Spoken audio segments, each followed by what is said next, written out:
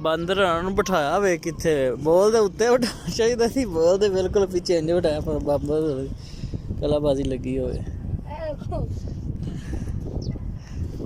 ਕੀ ਵੇਖੋ ਚਲੋ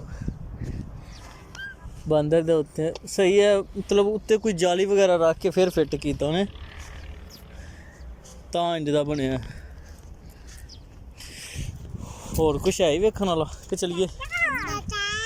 ਹਾਂਜੀ